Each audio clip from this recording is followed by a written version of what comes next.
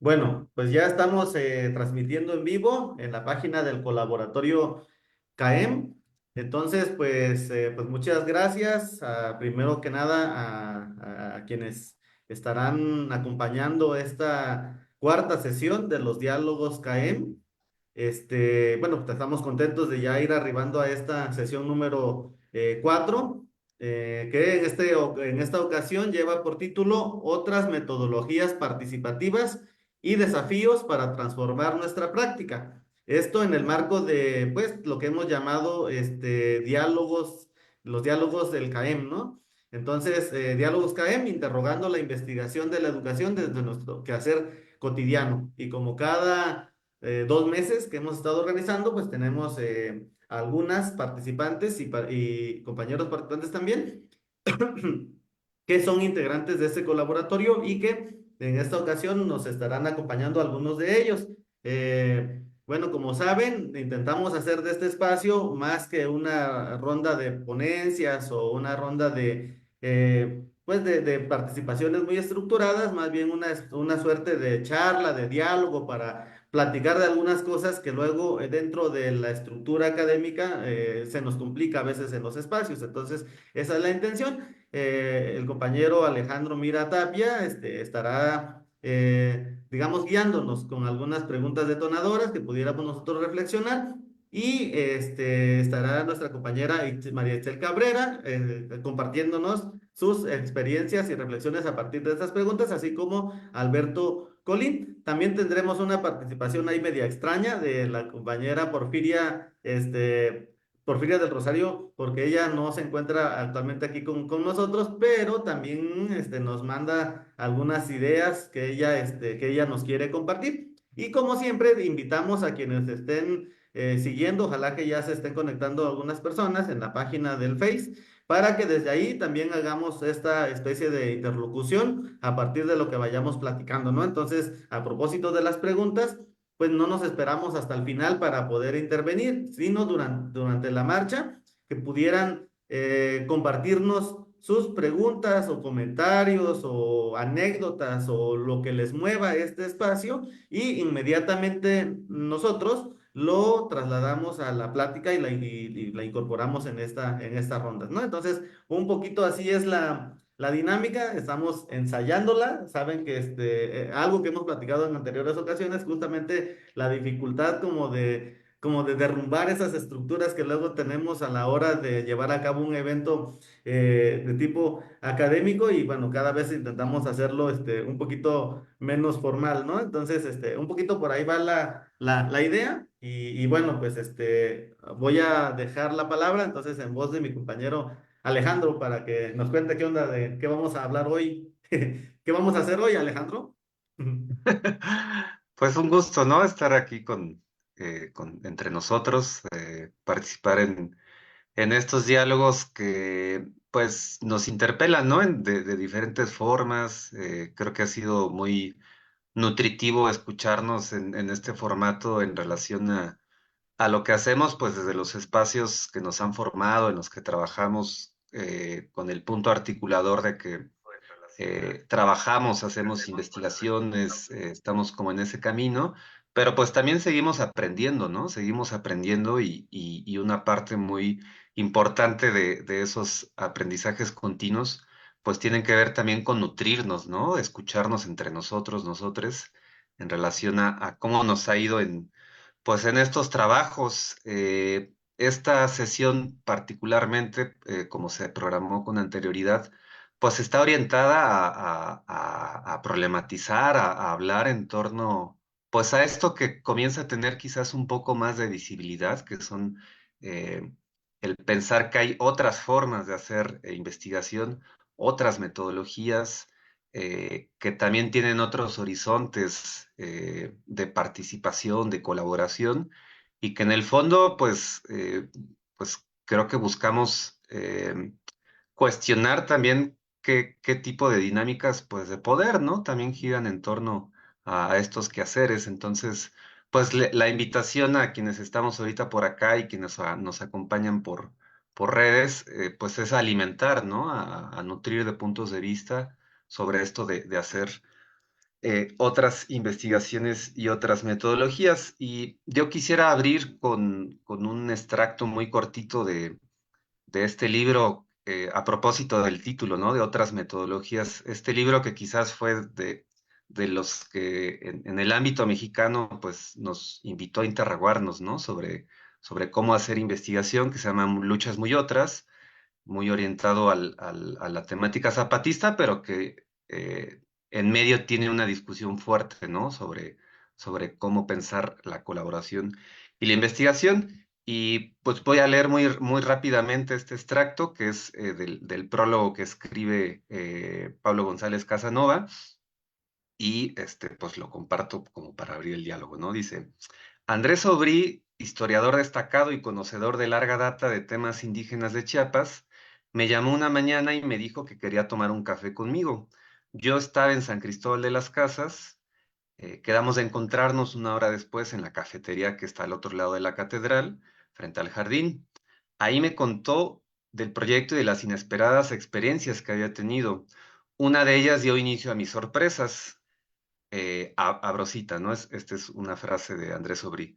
Para ver si podíamos realizar la investigación, me dijo, fuimos a solicitar permiso a la Junta de Buen Gobierno. Nos pidieron que les dejáramos el proyecto y que ya nos contestarían. Poco después nos invitaron a verlos. Bueno, dijo uno de ellos, pues hemos acordado que sí pueden hacer la investigación. Tras nuestro agradecimiento y gusto, sigue Aubry, me preparé a explicarles los problemas que queríamos investigar. Ah, no, me interrumpieron. Los problemas los ponemos nosotros y ustedes hacen la investigación. Este relato de Aubry me trajo a la memoria aquello que Durkheim sostuvo. Para hacer de la sociología una ciencia debemos estudiar los fenómenos sociales como cosas. Ahora resultaba que las cosas nos plantean los problemas que debemos investigar. Y bueno, retomo esto para lanzarles la primera preguntita a ustedes, a ti, Beto, Itzel, y yo te animaría a que te sumes, Edgar. Pues que nos contaran con qué actores están trabajando, en qué contextos, y qué piensan estos actores sobre la labor que ustedes han estado desempeñando como investigadores, ¿no? Recordando pues que la intención es alcanzar esta discusión sobre las metodologías participativas. Entonces, quien guste empezar con la conversación, pues adelante.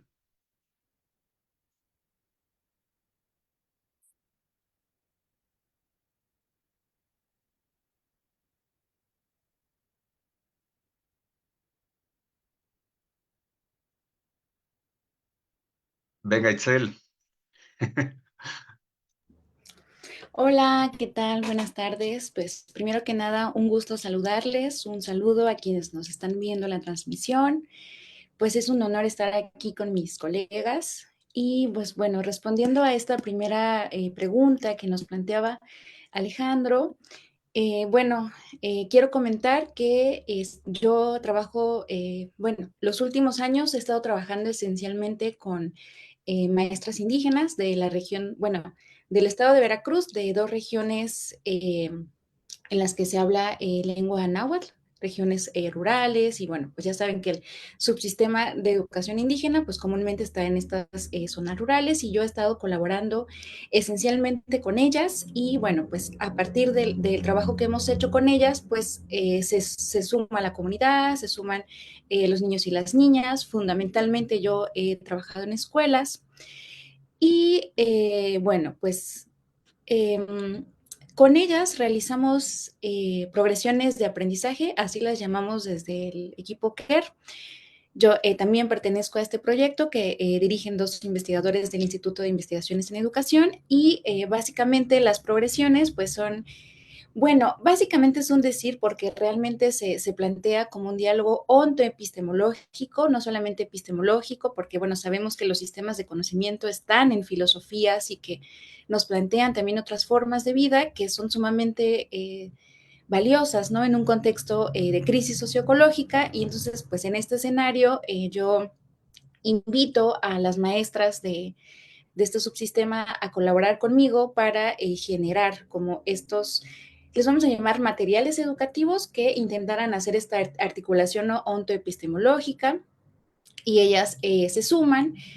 Y trabajamos fundamentalmente con un enfoque pues ecofeminista, ¿no? En el que reflexionamos nuestras violencias como mujeres y las violencias hacia la naturaleza, hacia los territorios, también un poco recuperando la noción de territorio-cuerpo que es sumamente valiosa, ¿no? Que nos aportan las feministas comunitarias del sur y demás, que es también bien interesante cuando uno piensa, por ejemplo, en autoras como Adriana Guzmán, que tiene un canal de YouTube y ella teoriza bastante sobre estas luchas y sin embargo, pues no tiene libros publicados, ¿no? Y también hacemos también esta intención de teorizar desde la acción y demás. Entonces se plantea pues una investigación en la que pues no solo nos acercamos a los sentidos que las actoras dan a la crisis, que es un enfoque muy común desde el ámbito pues, de la educación ambiental, ¿no? Desde la investigación educativa, ¿no? Los sentidos que dan a la crisis, estas representaciones sociales, que no digo que estén mal, pero que estamos en un escenario tan en crisis que pues hay que hacer cosas también, ¿no?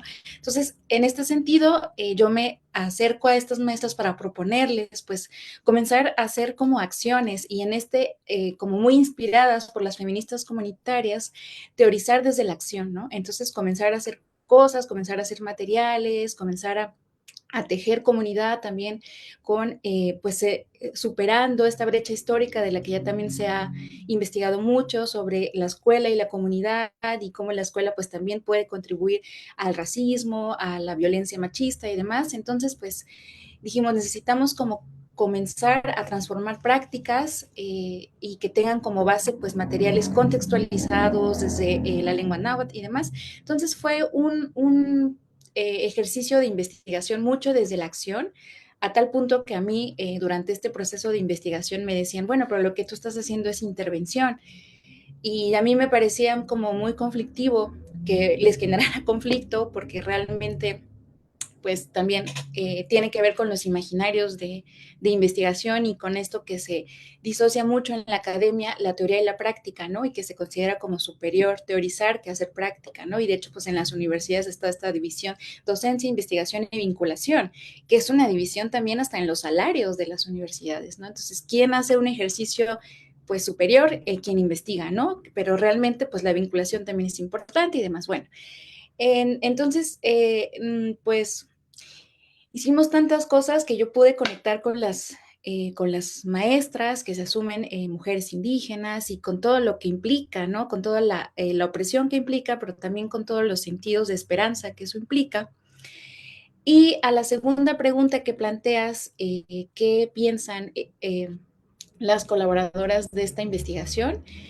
Pues hay muchos desafíos que a lo mejor más adelante podamos plantear que tienen que ver con cómo concebimos, y eso es algo bien interesante porque aunque nosotras queramos hacer investigaciones colaborativas, lo cierto es que, y aunque la investigación no es un ejercicio limitado a quienes estamos en la academia, porque nace de cuestionarnos la realidad, como decíamos en la sesión pasada, pues es cierto que en este caso que fue una investigación doctoral, quien tenía la beca pues era yo, ¿no? O sea, quien estaba como pues en este privilegio de poder sentarme a escribir la tesis, pues era yo, ¿no? Entonces, pues para las maestras poder contar con un proceso educativo que les ayudara a avanzar en lo escolar y también a construir un diálogo de saberes, como ellas le llaman a esto desde una tradición de educación indígena, pues a ellas les parecía que no estábamos haciendo una investigación convencional, ¿no? Sino que realmente estábamos haciendo cosas. Eso fue muy positivo. Pero también había muchos desafíos en cuanto a, por ejemplo, mi cuestionamiento sobre algunas prácticas culturales, no solo de las comunidades, sino de la sociedad, de las prácticas machistas y demás. Entonces eso de pronto generaba conflicto y de pronto ahí era como bueno, eh, eh, ¿quién está teorizando, no? Si las colaboradoras, tú y demás.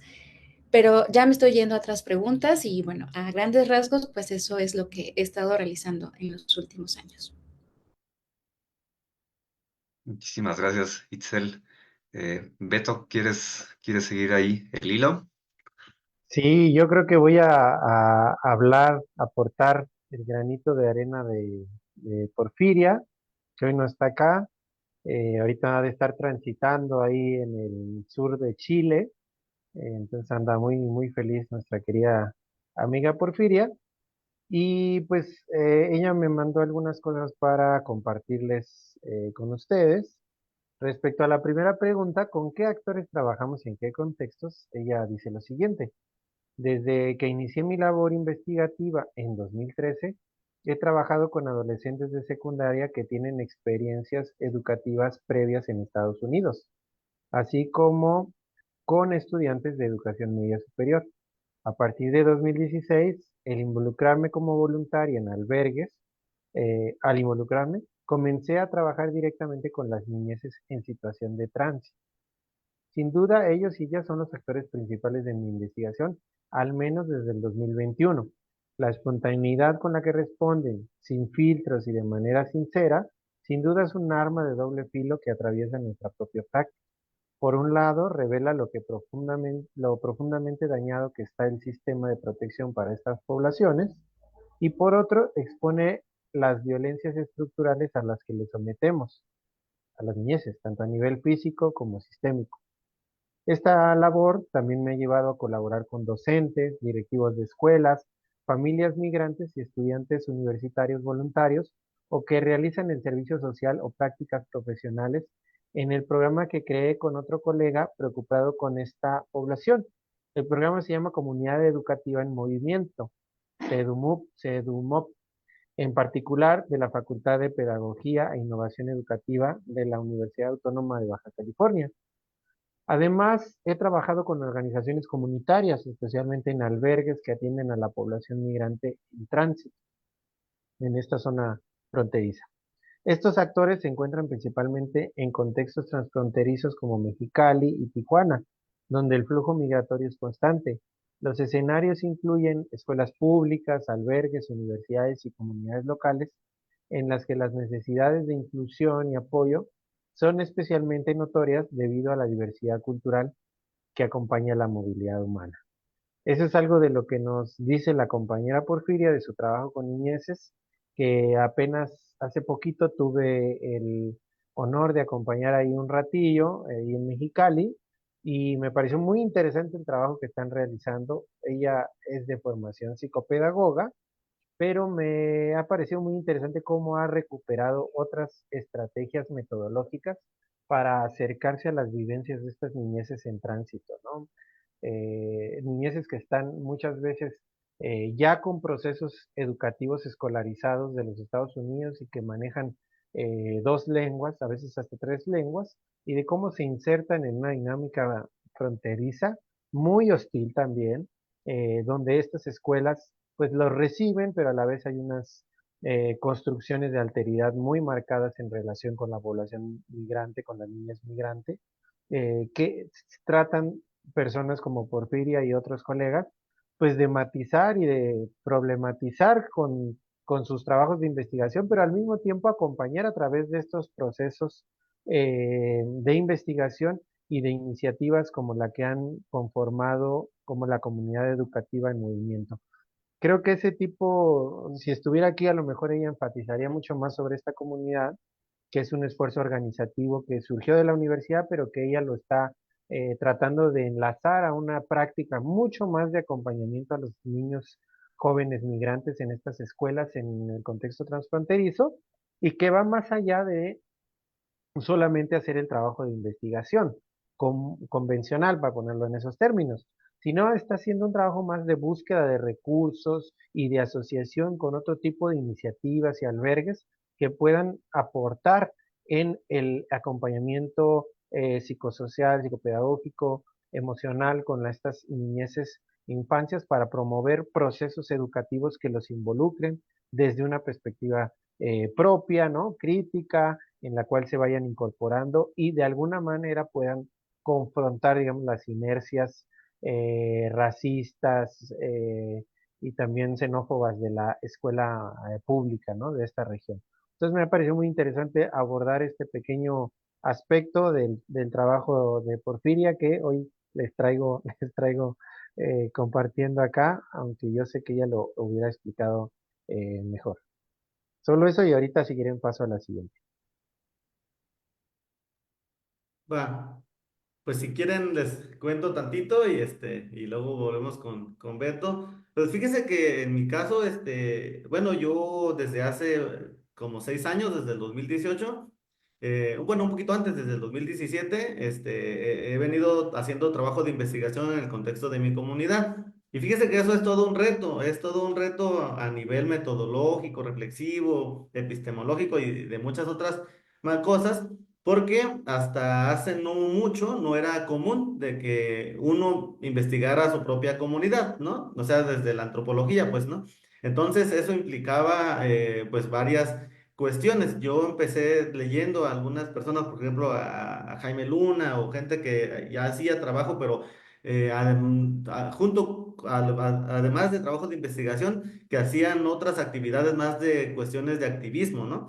Entonces, desde un principio vi que iban muy ligadas, pues, o sea, de que era como difícil pensar en una investigación más, tradicional, por llamarlo de alguna manera, que no tuviera este tinte, ¿no? Creo que se paró la transmisión en el Face. No, todavía estamos en vivo, afortunadamente. Sí, Sí, creo que sí, ¿eh? Bueno, entonces, entonces fue como un reto porque, bueno, ahí la comunidad es muy pequeña, es muy, chiquito, pues se dan cuenta de todo lo que haces y andas ahí preguntando, lo que sea, entonces, y pues ahora sí que por la estructura misma de comunidad indígena, pues prácticamente todo, y sí, por ejemplo, algo que caracteriza mucho ese municipio de San Jerónimo Cuautla es que casi todo pasa por asamblea. Ajá. Entonces, pues, y aparte como la investigación iba a ser sobre prácticas en torno al territorio, que, digamos, tiene aristas delicadas, como es, por ejemplo, las prácticas de tala ilegal, y de otras prácticas, o sea, es como delicado el tema. Entonces, por eso tuve, bueno, sí fue como que primero que tuviera el respaldo de la asamblea, que toda la comunidad supiera qué chamba andaba yo haciendo para que no se expresara que yo anduviera haciendo otras cosas. Porque de hecho, y ahí quiero entrelazar un poco las dos preguntas, porque un poco esta otra pregunta de cómo me veían los interlocutores, pues algunos veían como una amenaza. O sea, hubo personas que sí me dijeron que si yo estaba recogiendo información para dársela al gobierno, o si yo iba a denunciar algo que estuviera pasando ahí, ¿no? Y de hecho, por esos tiempos hubieron algunas políticas que la propia asamblea dijo, ¿no? Que por qué no llamábamos a la Guardia Nacional o otras cosas así. Y se me vinculó con eso, pues con que yo hubiera sido quien, y creo que Beto me conoció en ese contexto hasta de huida, ¿no? Porque a Beto lo conocí allá en Bogotá, que me fui una temporada por allá. Bueno, por cuestiones familiares, pero también un poco como para despejarme de ese clima que estaba empezando a ser un poco tenso, ¿no? Yo le dije a Beto, no manches, verás que no pensé que mi chamba de investigación iba a llevarme a tener como un poco de hasta conflictos, ¿no? Y justo, se empiezan a tocar ese tipo de cosas. Entonces había quienes lo ven de esa manera. Hubieron, y sobre todo las personas que eran mis interlocutores más fuertes, en este caso los abuelos, que eran con los que yo trabajaba mucho más, porque ellos son los que guardan la memoria histórica en torno a los conocimientos territoriales, pues ellos estaban muy contentos porque sabían que yo estaba tratando de colaborar un poco para que diversos conocimientos pudieran ser fortalecidos, ¿no? Entonces ellos eran así como de que todo el tiempo que me veían, sacaban luego la plática de lo que sabían que yo quería escuchar, ¿no? Entonces, ya me preguntaban, pues, si ya aprendiste algo de zapoteco, y ya empezaba un poquito la plática de ahí. Otro de mis interlocutores siempre fueron las autoridades municipales y comunales, que con ellos siempre fue muy explícito, ¿no? Siempre que entraba una nueva autoridad, porque duran 3 años las autoridades, yo me acuerdo que entré en el último periodo de un presidente municipal, luego me tocó todo un periodo de otro presidente municipal y de otro, y igual de comisariados, porque allá duran 3 años. Entonces, con cada uno de estos agentes, yo tenía,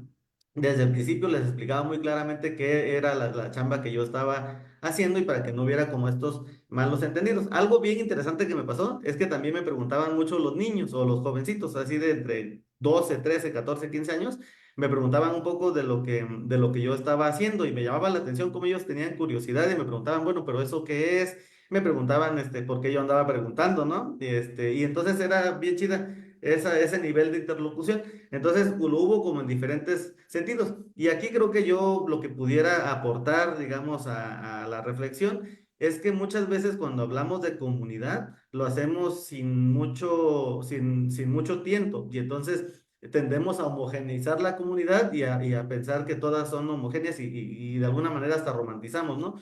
Pero en realidad pues solamente trabajamos con sectores de la comunidad, con unos cuantos de la comunidad, ¿no? Porque luego sí he escuchado gente que hace investigación colaborativa, entre comillas, pero porque digamos, fueron invitados por alguna persona de la comunidad.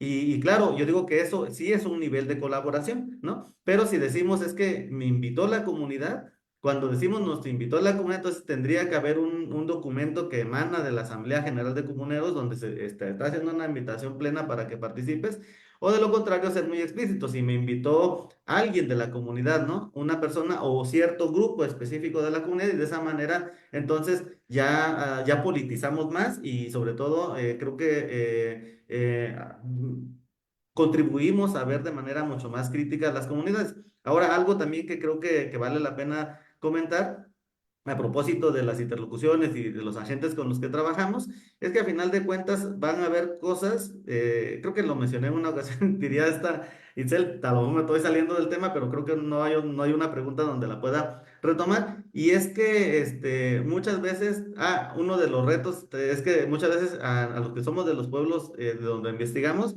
se nos acusa de ser muy, como de romantizar, como de no ver las cosas.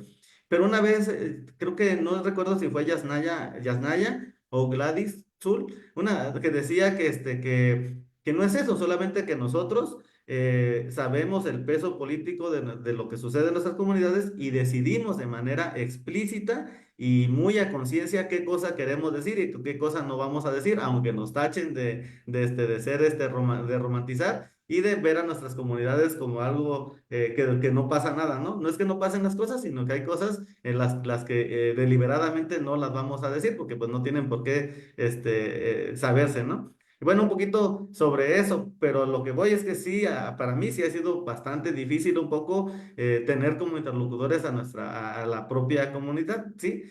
Pero también he escuchado lo difícil que es también hacer investigaciones en otro contexto. Entonces, todos creo que tenemos nuestros problemillas, ¿no? Nuestras limitantes, nuestros obstáculos, pero también creo que es bueno este tipo de pláticas porque aquí nos escuchamos y creo que la idea es que salga, bueno, le podemos hacer de esta u otra manera para ir más o menos transitando de mejor manera ese camino, ¿no? Bueno, yo lo dejaría así para volver a escuchar al amigo Beto. Gracias, Edgar.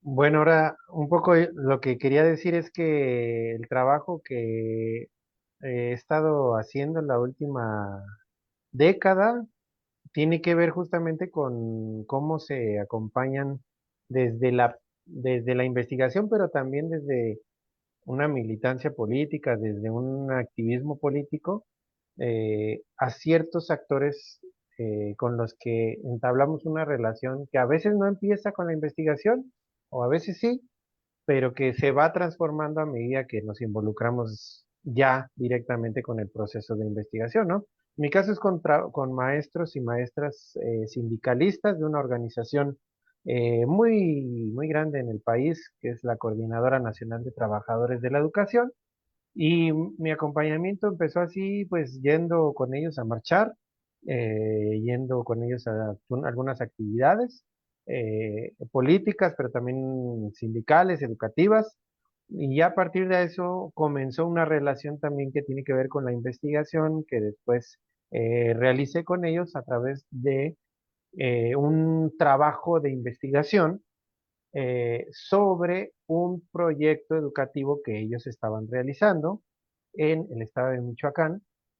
Y este proyecto educativo que buscaba modificar la estructura formal hegemónica de la escuela pública para tratar de generar un tipo de escuela mucho más flexible, democrática, horizontal, y que fue muy interesante acompañar eso porque el proyecto de investigación no tuvo una mirada evaluativa, pero al final ayudó a que se hicieran diversos espacios de discusión entre los propios maestros y maestras para poder pensar o repensar el desarrollo de esta iniciativa, de este proyecto pedagógico, de este proyecto de autonomía escolar que hicieron o que están realizando a través de su propia organización político-sindical.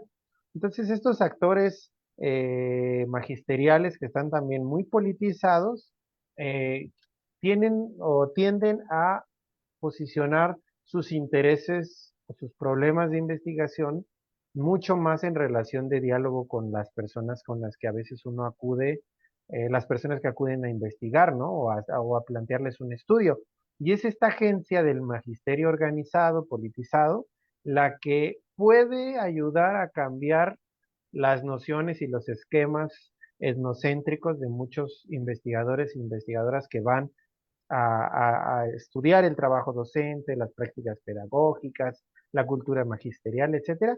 Y yo creo que eso a mí me ayudó mucho, ¿no? A darle vuelta a un esquema mucho más convencional de la investigación, porque fue a través de las demandas de ellos mismos y ellas mismas que el proyecto comenzó a tener una forma mucho más colaborativa, mucho más horizontal, y fue ahí que me tuve que involucrar mucho más en esta literatura y en lo que ahora llamamos este giro colaborativo en las etnografías, ¿no? Esto me parece muy relevante porque no es algo que sea común en las escuelas de formación en antropología o en investigación educativa, etcétera.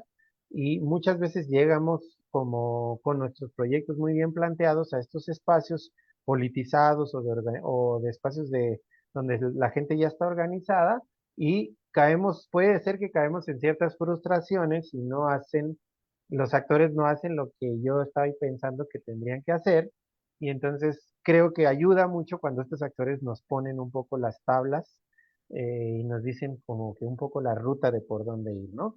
Entonces fue un poco de esa mi experiencia les digo, ya de 10 años trabajando con los maestros y maestras sindicalistas de Michoacán y ahora ya también recorriendo por otros lugares con el magisterio de esta misma organización, pero ahora en el norte del país estoy viendo un poco condiciones muy similares de trabajo, una relación de cordialidad muy distinta, pero es gracias a ese pasado y a ese trabajo constante de reflexión y de acompañamiento político investigativo que logramos una relación mucho más fraterna, mucho más cercana, como igual ahorita lo comentaba Porfiria en su relato, ¿no?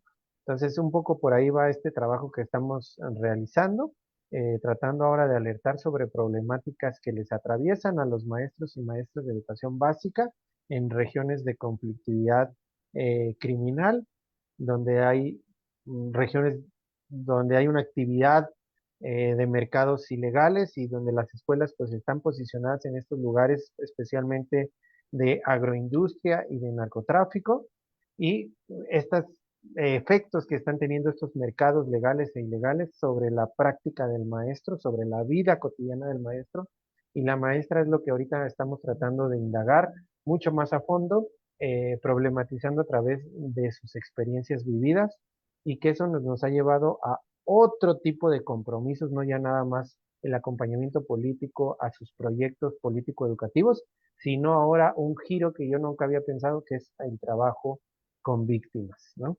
Eso es algo que el propio caminar de la investigación me fue llevando a eso y que creo que es uno de los aprendizajes de lo que implica hacer investigación a través de el uso de otras metodologías. Ya quería dejar hasta aquí, Alejandro.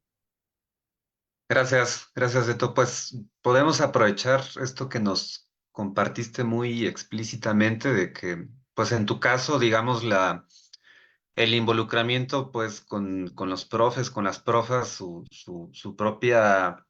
eh, su propia politización, ¿no? Su activismo, pues de alguna u otra forma te exigía que tú te sumaras, ¿no? O sea, que si querías hacer algún tipo de trabajo con ellos, pues bueno, había que sumarse, ¿no? Pues por lo menos a entender su práctica docente desde sus propios referentes políticos, ¿no?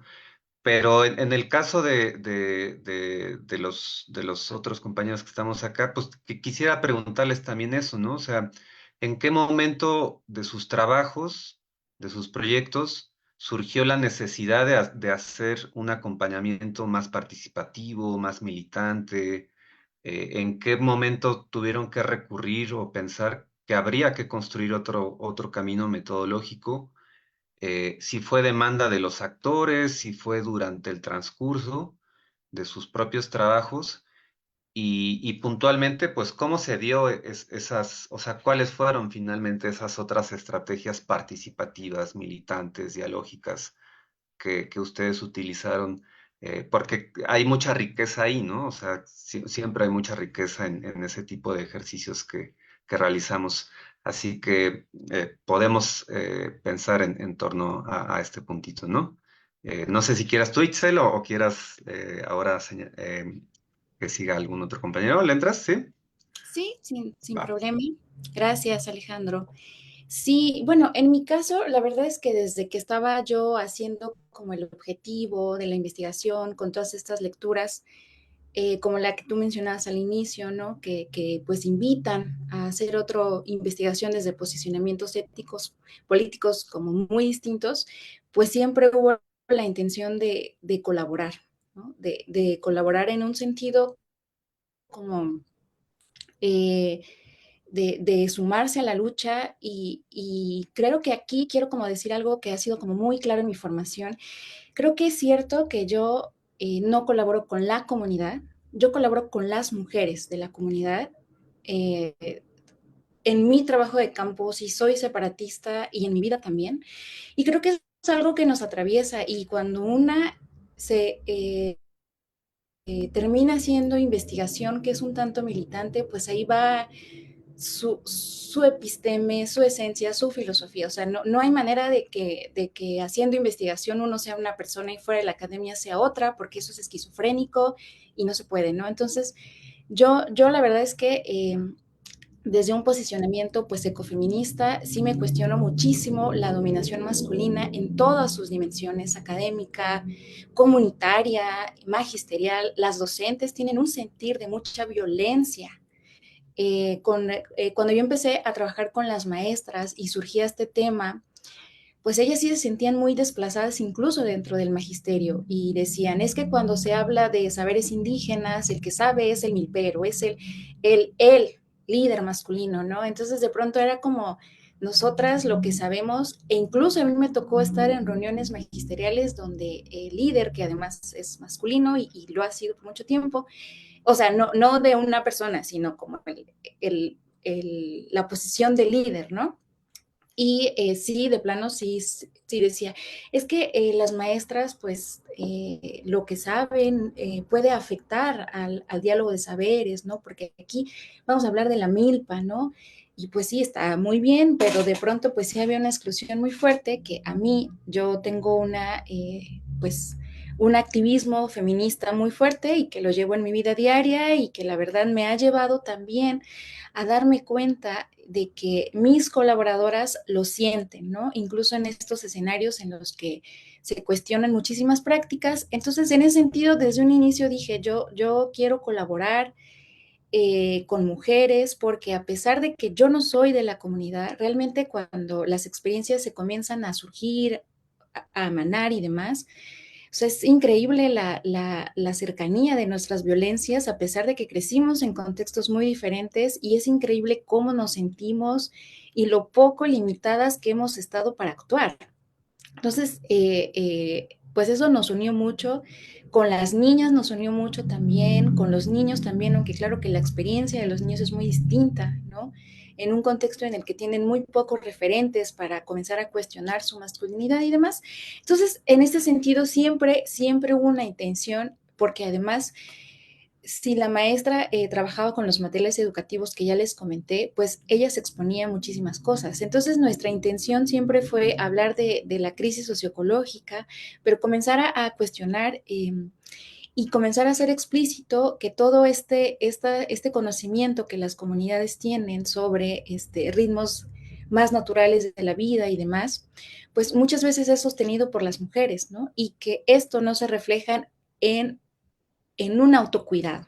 O sea, las mujeres cuidan a todo el mundo, pero no se cuidan. O sea, es muy poco valorado y tiene que ver con trabajo reproductivo, trabajo productivo, ¿no? Entonces, eh, yo no utilizo tanto el término lucha, pero ahora que los escuchaba, yo decía, claro, las mujeres estamos todo el tiempo en lucha y de lo que se trataba esta investigación, pues era de que las mujeres pudieran posicionar un autocuidado en contextos muy duros, ¿no? O sea, sabemos que la opresión se agudiza cuando hablamos de mujeres racializadas, mujeres no blancas, mujeres que han sido empobrecidas y demás. Entonces, esa era una lucha y la verdad es que yo no, bueno, yo preguntaría, ¿no? No sé, pero eh, fue un proyecto como muy difícil en ese sentido porque en efecto los hombres líderes estaban como muy atentos a lo que estaba pasando y a lo que se hacía. Y yo no sé en qué sentido, ¿no? Ahorita que escuchaba al compañero Edgar, yo decía, ¿en qué sentido esto? O sea, claro que hay muchísima atención cuando una externa llega y demás, ¿no? Pero de pronto era muy interesante también escuchar sus posicionamientos. Y en este sentido yo creo que la necesidad más en Latinoamérica, bueno, también en Europa, pero en Latinoamérica yo creo que hay una necesidad de una academia que se involucre. O sea, yo creo que quienes no están involucrados en luchas, y con luchas me refiero también a estas cotidianidades, porque, o sea, cuando empezamos a abrir y que las mamás también se involucraban, o sea, llorábamos, había muchísimas cosas y de pronto era de las mujeres no podían encontrar en su vida un sitio para el autocuidado, es muy fuerte. Y hay alguien que me dirá, bueno, pero eso en qué impacta en la crisis, ¿no? Claro que impacta. Si tenemos mujeres desgastadas que, o sea, no pueden ir por agua, no, o sea, ¿cómo van a defender? Y lo hacen, ¿no? Pero es muy difícil defender el territorio cuando ellas están siendo tan violentadas y era muy difícil visualizarlo. Y con lucha también me refiero a esas pequeñas, que no son pequeñas realmente, pero que se invisibilizan y creo que es intencional. De hecho, a mí me conflictúa mucho cuando dicen violencia doméstica, porque no, la violencia doméstica es masiva, o sea, es una cosa muy fuerte, ¿no?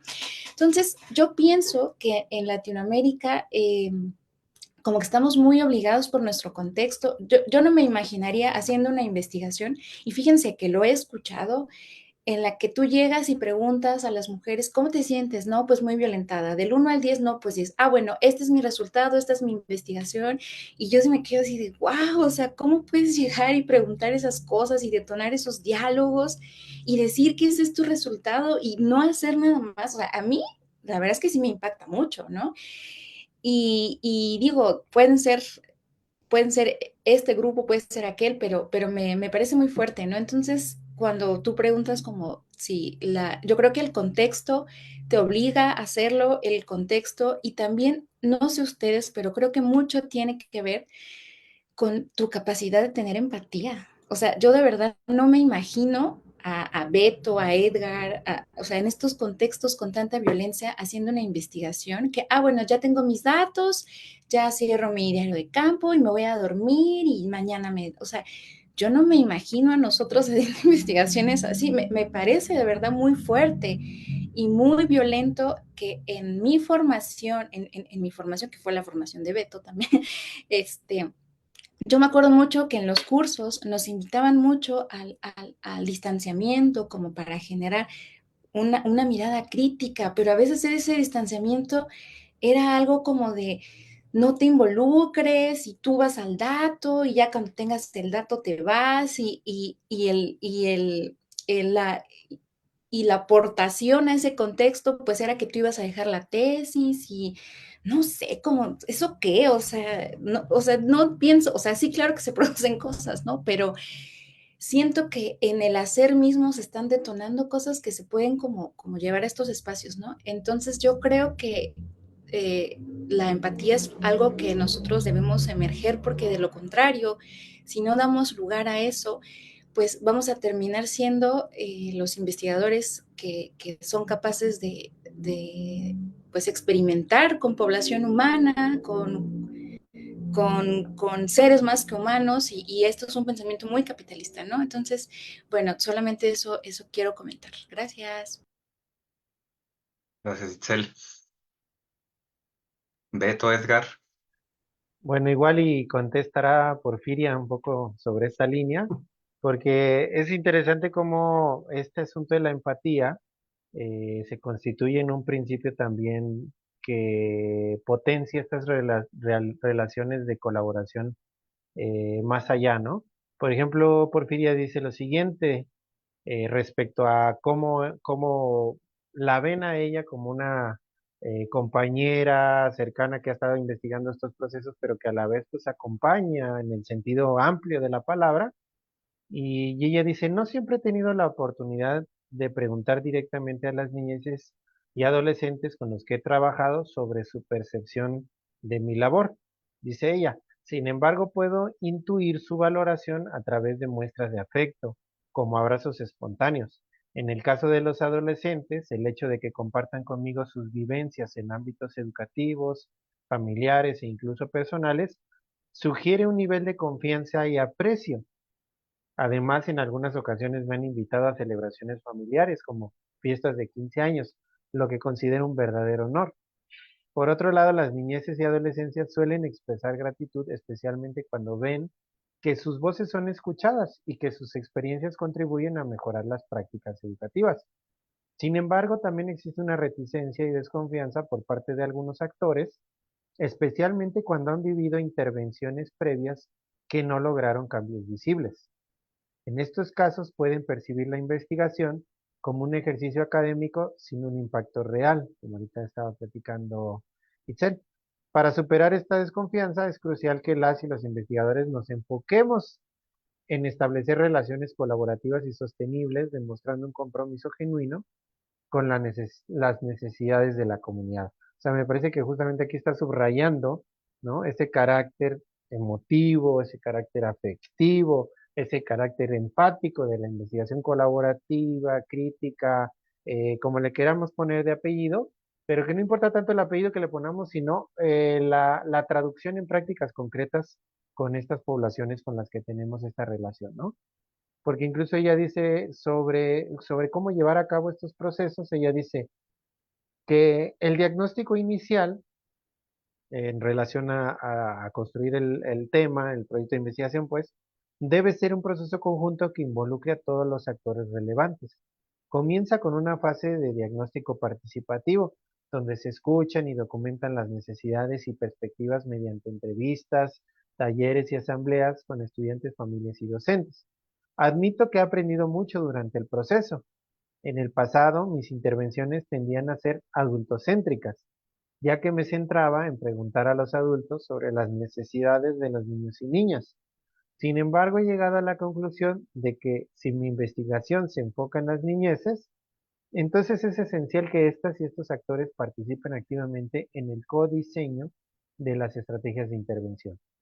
A partir de ahora, mi enfoque será colaborar directamente con ellos y ellas en la toma de decisiones sobre cómo abordar los problemas que afectan su educación y bienestar, asegurando que las soluciones sean contextualizadas y realmente útiles para su realidad. O sea, ahí lo que he visto y a través de su propia práctica, ahora que ya estuve mucho más tiempo con Porfiria, fue justamente este compromiso de ir un poco más allá a pesar de las ataduras de la institucionalidad, ¿no? Que ahorita también hablaremos un poco de eso, de esos obstáculos, de esos que producen los retos, pues. Pero siento que hay en su reflexión sobre el trabajo con niñeces que me parece bien autocrítico también, porque ella viene de una formación muy instrumental, ¿no? El uso de la pedagogía y de la psicología de una manera muy conductista también, pero que ahora vemos cómo ha cambiado a partir de ser permeada por estos procesos desde una manera distinta. Y esta participación que ella habla de los albergues, de vivir en esta zona, o sea, porque ella, si estuviera aquí lo hubiera explicado mejor, pero ella es de Veracruz, pero hace muchos años que vive en Mexicali. Es decir, es una migrante, ¿no? Una migrante más en esta ciudad tan compleja, esta ciudad Cachanilla, Y ahí hay unas condiciones particulares que ella ha ido aprendiendo a lo largo de los años porque estudió la licenciatura allá, y que ahora que trabaja en este sitio, tiene ya ciertos códigos con los cuales se relaciona con la población migrante desde su propia experiencia vivida, ¿no? Y eso es bien, bien importante a la hora de establecer las estrategias metodológicas, eh, colaborativas, participativas, etcétera, que hemos venido conversando y que me parece muy relevante destacar en el caso de su experiencia con niños y niñas. Bueno, pues tomo entonces la ruta. Bueno, primero me quedé pensando mucho en lo que comentaba Itzel. La verdad, creo que así como Beto lo mencionó, creo que también, también en mi caso iba a pensar, a medida que hablabas, Itzel pensaba muchas cosas, justo relacionado mucho a veces con las propias injusticias que se viven en los diferentes ámbitos, ¿no? Y es algo que creo que cada vez se visibiliza más. Y yo creo que cuando nosotros lo escuchamos, de alguna manera nos tiene que trastocar, ¿no? Porque si no, creo que a final de cuentas tendría que también ser una situación en la que se vean involucrados pues diferentes actores. Eso me lleva un poco a pensar en lo que decía una colega. Misak, creo, de ahí del Cauca, porque que milita en el CRIC, ¿no? Y ella lo que decía era justamente eso, de que ahí intentaban como hacer un cambio, un viraje de la situación de la violencia y de diferentes cuestiones que viven las mujeres, pero desde la organización, o sea, desde el propio CRIC, ¿no? O así que en conjunto en este caso, con los hombres que históricamente hemos ejercido esta violencia, ¿no? Bueno, da para mucho, yo la verdad solamente quería como hacer ese comentario que tenía por acá, y también pensaba un poco en los espacios de participación, y a veces, a mí, por ejemplo, me da un gusto que en mi comunidad, en la asamblea de comuneras y comuneros, porque así lo llaman, de comuneras y comuneros, o de comuneros y comuneras, incluso en los citatorios que mandamos nosotros para las asambleas, se convoca a comuneras y comuneros, o comuneros y comuneras, y más o menos el porcentaje de asistencia es 50-50. Ajá, entonces, bueno, eso yo lo he platicado en otros contextos donde el porcentaje de hombres presentes en asambleas es súper altísimo, ¿no? Y entonces dicen, o sea, que a final de cuentas, pues es una condición, ¿no? Que nos ayuda. Y también cuando yo andaba haciendo mi investigación, había conocimientos que yo le preguntaba a una persona y me dijo, pregúntale a la señora, pregúntale a tal señora, porque ella es la que sabe. Entonces, bueno, se me hace interesante luego cómo estas dinámicas también se localizan, ¿no? Son como muy, muy locales, y a veces no, lo que sucede en una parte no sucede así en otra, y cada una va avanzando de acuerdo a sus ritmos. Y tiene que ver un poco con la pregunta entonces que nos lanza Alejandro, ¿no? De en qué momento pensamos en la colaboración. Fíjese, yo lo podría tejer en tres momentos. Yo fui figura educativa de CONAFE, de hecho ahí conocí a Ale, ¿no? Participando como asesor pedagógico itinerante en el semidesierto de Querétaro. Y luego me fui a lo mismo en el Bajío y en Guanajuato. Y entonces yo aprendí a trabajar de una manera súper colaborativa, pero de manera genuina, pues ni siquiera sabía yo que existía lo de la investigación colaborativa, pero en CONAFE así era, por muchas razones. Por ejemplo, yo, pues que soy de Oaxaca y me aventuré hacia la parte de allá, pues me quedaba de manera muy prolongada en las comunidades. O sea, en Guanajuato me quedaba hasta un mes entero sin salir de la comunidad porque pues no tenía la neta dónde ir. Entonces, entre las clases que daba en la mañana, pues con los niños nos íbamos a cuidar los chivos en la tarde, o a veces en un fin de semana me invitaban a hacer el carbón con los papás, y eso implicaba pues 2 días, o a la ordeña también, ajá. Luego las señoras que se dedicaban al queso también, o sea, me involucraban en las diversas actividades, pero no para verlas, pero para hacerlas, pues hacerlas junto con ellos.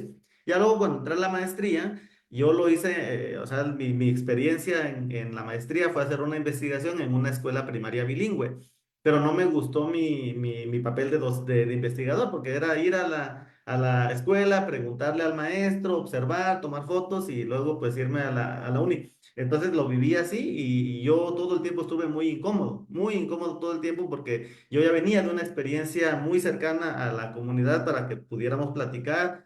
Yo hasta aprendí a hacer carbón allá, ¿no? En Guanajuato. Entonces venía de esa experiencia que no me latió. Entonces cuando yo, ay, aparte que ya empezaba a leer algunas cuestiones también un poco críticas, porque a Linda Tujiguay yo la leí en la maestría, y entonces leí otras autoras también, a Spivak, etcétera, en la maestría. Entonces me empecé a cuestionar mis propias prácticas y dije, pues la neta ni me siento orgulloso de mi investigación de la maestría y de mi tesis. Pero pues la saqué y entonces en el doctorado dije, no, de inicio no quiero hacer esto. Pero luego también mi experiencia como comunero de ahí, además no era posible, si yo lo hubiera querido hacer de esa manera tampoco hubiera sido posible porque en 2, 3 días ya hubiera tenido encima a la comunidad de a ver tú qué andas haciendo y me ponen en una asamblea y me dicen, ¿saben qué? Anda ahí como que preguntando cosas a la gente y no se sabe ni para qué, entonces ¿por qué no? Entonces me hubieran castigado, ¿no? La propia comunidad y me hubieran vetado de hacer investigación, entonces creo que también el contexto de ahí mismo no me hubiera permitido. Además de que, en mi caso particular, yo a la metodología que ocupo le llamo etnografía comunal, ajá, que es parte pues de las etnografías colaborativas, horizontales, pero este componente de comunal es muy específico porque yo algo que he platicado con otro par de colegas mujeres que hicieron investigación en mi comunidad, porque ellas estaban un poco confrontadas y decían que si tenía que ser comunal su investigación. Entonces, una de ellas lo hizo en el contexto de una escuela, de las escuelas de CONAFE.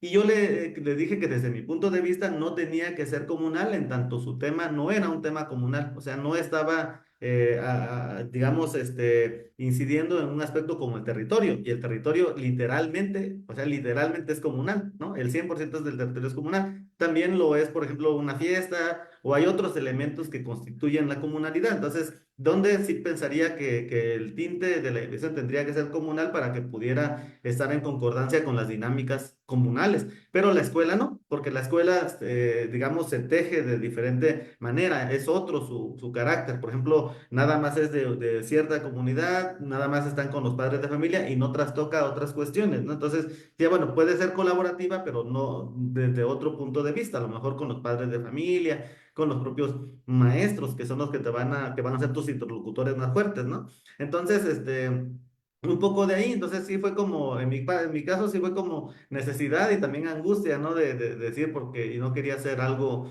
así. Sí, bueno, hasta ahí nada más lo dejaría. Gracias, gracias Edgar. Y quizás aprovechando un poco el hilo de la pregunta y nutriendo, ¿no? Tomando lo que ya nos compartieron Itzel, Edgar y bueno, Porfiria a través de tu comentario, Beto, a lo mejor yo te preguntaría así muy puntualmente, ¿no? También, o sea, más allá, digamos, de los momentos muy concretos en los que de alguna u otra forma hiciste mano, ¿no? De alguna estrategia metodológica muy puntual, a lo mejor también preguntarte si, pensando que lo colaborativo, esta dimensión ética y política en el trabajo de investigación, también implica como abrir o tomar en las manos otros procesos que potencialmente pueden surgir durante el proceso, ¿no? Un poco lo que nos compartía esta Itzel. O sea, si en algún momento tú dijiste, bueno, esto sale un poco de mi trabajo de investigación, pero pues hay que entrarle, ¿no? O hay que generar algún tipo de producto eh, muy concreto que a lo mejor no tiene que ver puntualmente con la investigación, pero que alimenta ese proceso político pues más amplio, ¿no? En el que se inscribe un trabajo de investigación, ¿no? Te lo sugiero, pero puedes compartirnos lo que tú más gustes, Beto. Adelante. Sí, sí, pues ese carácter de colaboración que, digamos, empapa todo lo metodológico, pero también la construcción del propio problema de investigación en algunas ocasiones, o el producto o los productos con los cuales entablamos un diálogo con los actores, que no necesariamente es la tesis, que a veces es lo último, ¿no? La tesis para entablar el diálogo, sino que es más el propio proceso de llegar a la tesis el que genera los lazos de colaboración más sólidos. Y eso está chévere porque en ese proceso sí surgen muchas iniciativas o bueno, no demandas, pero sí iniciativas en el sentido de ideas que ellos a lo mejor quieren que uno retribuya sin el sentido explícito, digamos, de tú tienes que retribuir, pero sí como un poco en el llamado de hagamos esto, ¿no? Y eso esos llamados está bueno en torno a los investigadores e investigadoras, porque así nos incita a explorar nuevas aristas de nuestra investigación o que sobrepasan, que superan la investigación y que sería muy chévere plantear en esos términos, ¿no? De que, por ejemplo, en mi caso, así muy concreto, hubo mucho trabajo en torno a la educación popular y mi trabajo no era de educación popular, pero los profes estaban muy enclavados en la discusión de la educación popular y estuvimos en varios lugares, espacios, hablando acerca de educación popular, de cómo esta tenía un sentido muy particular cuando se entiende desde la escuela, ¿no? Como una trinchera en la que los actores pueden motivar técnicas de la educación popular para favorecer un aprendizaje crítico, cooperativo, etcétera. Y en eso estuvimos trabajando mucho, haciendo muchos diseños ahí, iniciativas con los maestros y maestras, pero eso pues obviamente nunca redituó en un capítulo, ¿no? De resultados, ¿no? No, ni siquiera tenía la intención, ¿no? Y eso es bueno aceptarlo y abrirse a que puedan pasar este tipo de procesos, porque de ahí uno también va aprendiendo de las formas en las que los actores o se interesan por otros ejes, se interesan por otras discusiones que no necesariamente son los parámetros que uno tiene, ¿no? Otro ejemplo podría ser que yo aprendí mucho sobre sindicalismo, a pesar de que mis trabajos no son específicamente sobre el sindicato.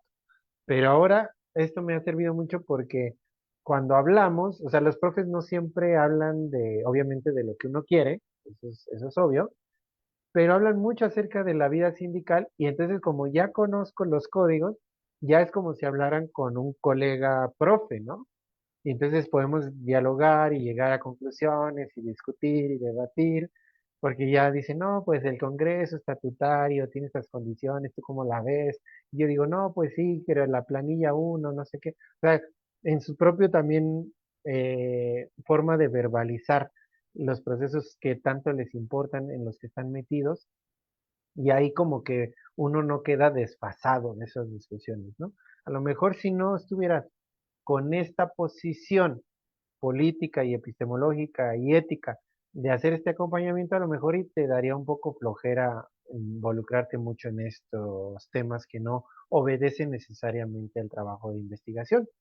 Pero es justamente lo que queremos aquí incitar a quienes nos van a escuchar o nos están viendo, es incitar justamente a eso, ¿no? Y algunos que ya tenemos la posibilidad de tener algunos estudiantes que están en el proceso mismo de incorporarse a estudiar procesos con gente politizada, o en espacios rurales, en espacios urbanos, en escuelas públicas, donde sea, pues tratamos de hacer este llamado, de sembrar esta semilla de que los abordajes que hacemos no solamente involucran el punto, el meollo del asunto que yo voy a traducir, interpretar y escribir, sino pasa por una experiencia, ¿no? Que involucra muchas áreas de la vida social de las gentes con las que trabajamos y que está bueno, está chido hacer este trabajo de colaboración que implique producir otras cosas, ¿no? Otro tipo de divulgación. Y creo que vamos a tener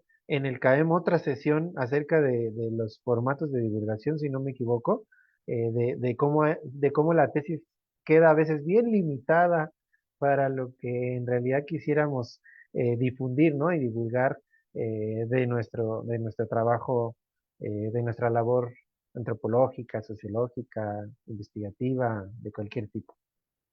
Eso por ahora. Muchas gracias, Beto.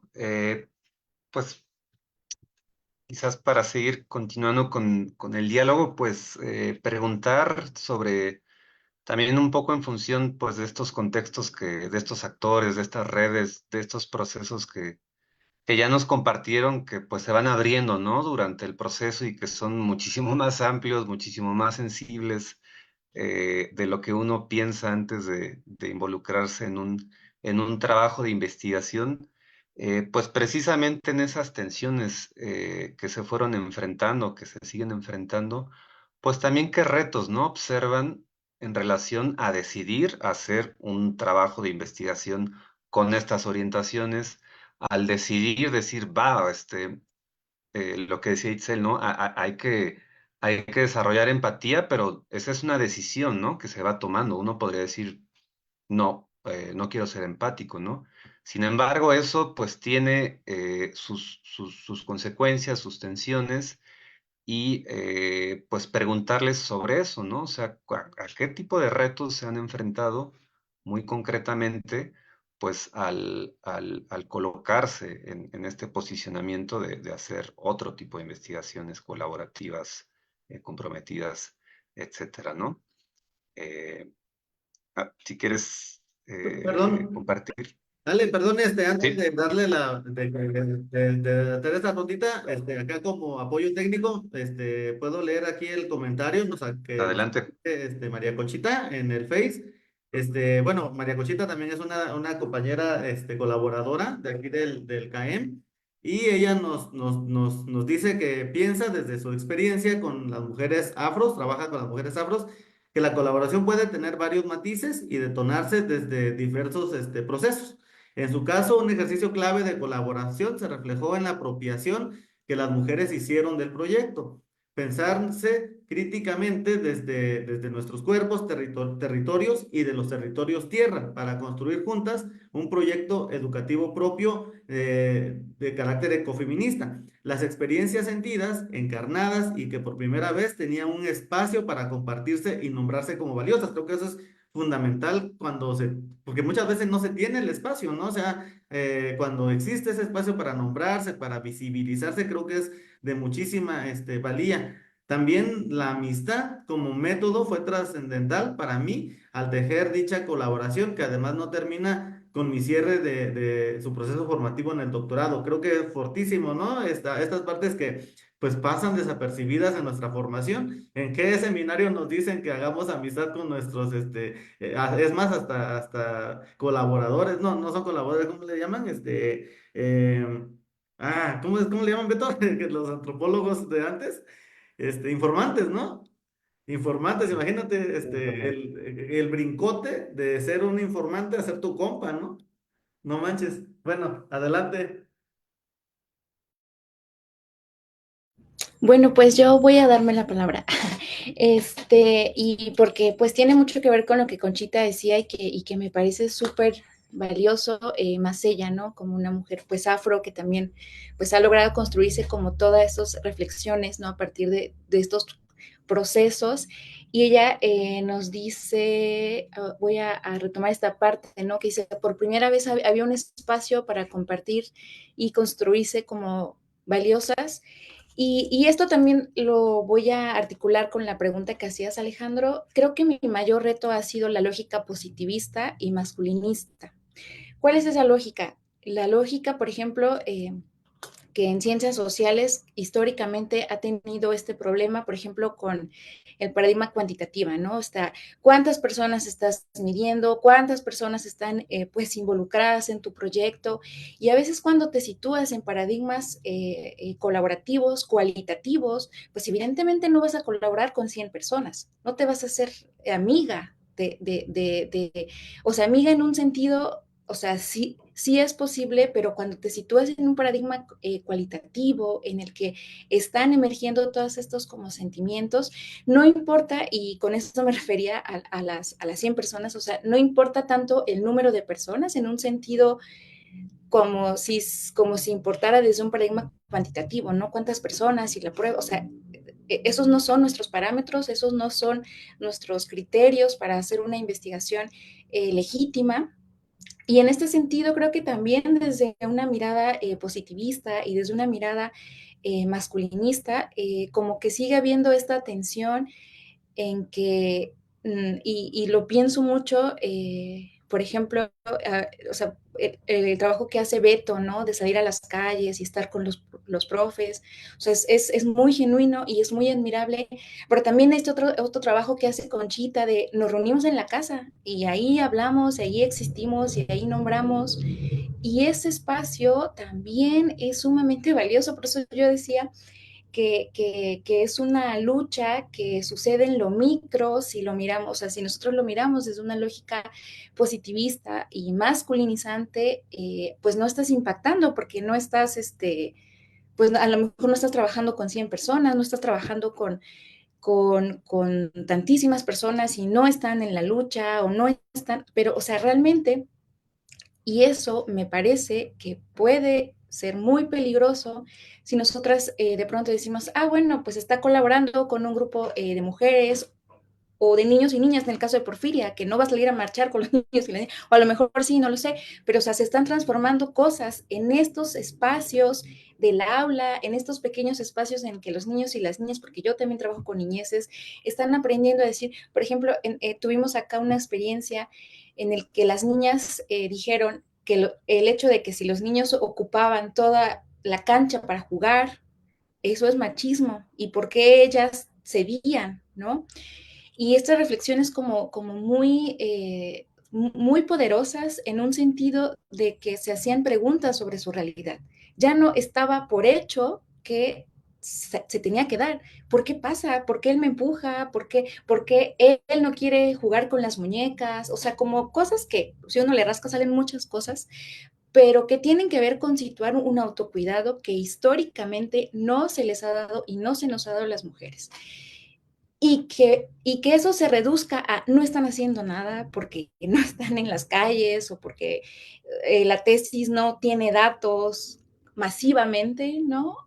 Pues a mí me parece que esa lógica puede limitar mucho a quienes están en formación, ¿no? Porque dicen, ah, bueno, pues yo quiero hacer procesos colaborativos, pero soy una persona pues introvertida o soy una persona que pues no salgo a las calles, bueno, pues está bien, hay otras formas de hacerlo, hay otras formas de generar esos procesos y me parece que ese es como el principal reto que, por ejemplo, a mí siempre me decían, ah, bueno, pero tú estás en una escuela ahí pues, ¿quiénes son los actores comunitarios? ¿No? Pues las mamás, ¿no?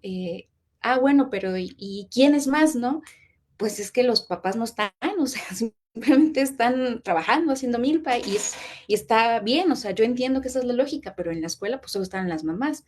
Y no, pero, o sea, y ese de, bueno, pero tú hablas de transformación social y qué se está transformando, porque pues las cosas siguen igual, ¿no? O sea, no estás quemando cosas, ¿no? O no sé a veces la gente cómo quiere ver la transformación y eso de pronto es muy fuerte porque entonces dices, o sea, que las mujeres estén haciendo preguntas, que las niñas estén haciendo preguntas, que los niños estén haciendo preguntas, eso no es relevante, eso no es colaborativo, o sea, no sé, a mí me genera como mucho peligro cuando queremos que nuestras investigaciones sigan siendo positivistas, sigan siendo desde esta óptica de lo macro, porque creo que se pierden estos detalles, ¿no? Y sobre todo cuando yo hablo de mi investigación, pues siempre se me ha dicho que como no defendemos el río, pues qué importa que las mujeres puedan,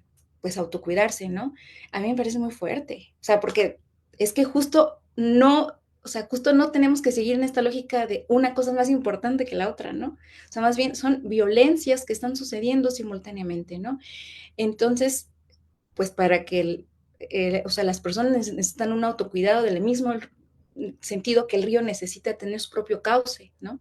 Su propio ritmo, a su manera. Entonces, lo digo porque a mí a mí el reto que más me ha costado es tener que defender mi investigación en un escenario que transforma y en un escenario en el que posicionar estos procesos, como decía Conchita, pues propiciar espacios en el que las mujeres existamos, suena muy fuerte, pero es que cuando escuchas a las mujeres, eso pasa, ¿no?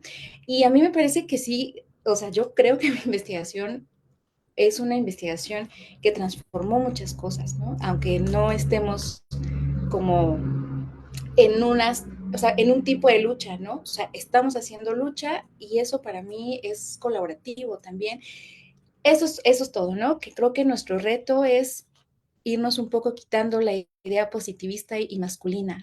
Para mí, porque yo también lo he vivido y he sido muy confrontada por eso, ¿no? Pero bueno, gracias. Muchas gracias, Itzel.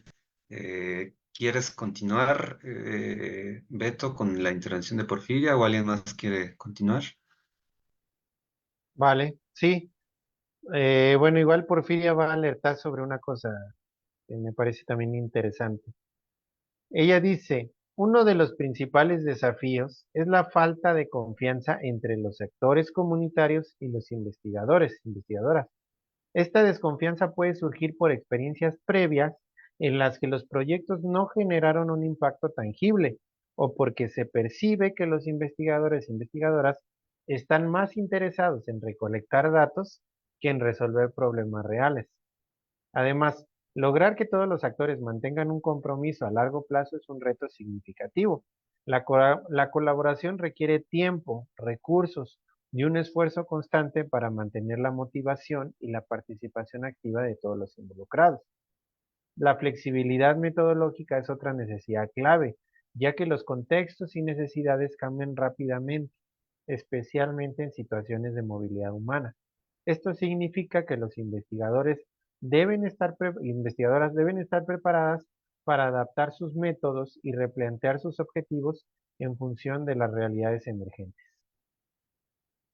Eso es algo de lo que plantea Porfiria, que también me parece muy pertinente porque en los lugares en los que luego solemos hacer este trabajo, pues hay estas relaciones de tensión y de desconfianza que pues se tejen no por nuestra culpa directa, ¿no? Pero sí, de alguna manera a veces se comprometen, ¿no? Ciertas situaciones que pueden terminar en frustraciones para la gente cuando no se realizan o estos procesos de transformación que a lo mejor nosotros los pintamos muy bonitos y pues nos falta acotar o ser un poquito más humildes en el trabajo de posicionar los objetivos, las finalidades de los procesos que iniciamos, ¿no? Porque al final la gente con la que trabajamos da tiempo, ¿no? Para nosotros y al mismo tiempo creo que hay que ser responsables con ese tiempo que Muchas gracias, Beto. Edgar, adelante. Sí, bueno, un comentario ahí, pues más bien como a propósito de algo que mencionaba Itzel. Era esto, ¿no? De que, ajá, de que pues hay diferentes espacios de colaboración y también yo pensaría que diferentes tiempos también. O sea, porque aquí puede haber una pregunta que es legítima o algo así de, bueno, ¿cuánto tiempo dura la colaboración?